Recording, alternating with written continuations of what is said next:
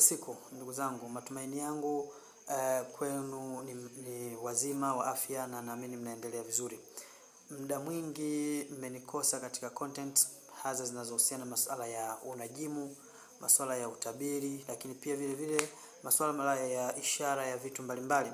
Mmenikosa kwa muda mrefu, hii kutokana na changamoto za hapa na pale. Leo ni siku nyingine tena nimeona iko haja ya makusudi kurudi kuwapa taarifa. Kwa uwezo wa Mwenyezi Mungu, Muumba wa mbingu na nchi, kuanzia siku ya Ijumaa tutaanza kupandisha content zetu zitakazokuwa zinafundisha mambo mbalimbali yanayohusu masuala ya nyota, masuala ya utabiri na ishara ya vitu. Kwa sababu haya ni maisha ya watu. Hatuwezi kuyaacha na hatuwezi kutenganisha elimu hii na maisha ya watu. Ni vitu ambavyo hatuwezi tukavitenganisha.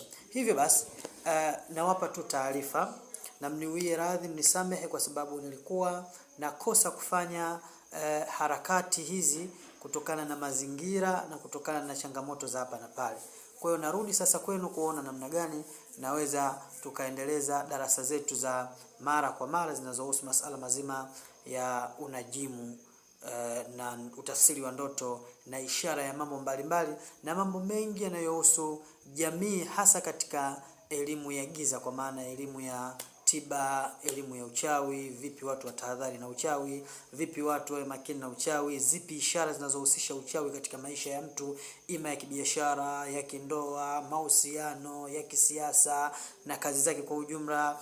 Haya yote tutakuja kuyazungumza kwa upana wake. Kwa hiyo utanifuatilia kupitia Instagram, Facebook, TikTok na YouTube kwa jina la Maalim Jongo Online TV kule, lakini TikTok pia utanifollow hivyo kwa jina la Maalim Jongo. Naombeni sana support yenu. Support yenu namba moja ni support kwenye kunifollow, lakini pia wale ambao wenye mawazo na maoni mbalimbali pia nawakaribisha waweze kunishauri. Niko tayari kupokea ushauri, niko tayari kujadili pamoja na ninyi pale ambapo mnahisi tunaweza tukajadili pamoja. Asante, mpaka kwa wakati mwingine.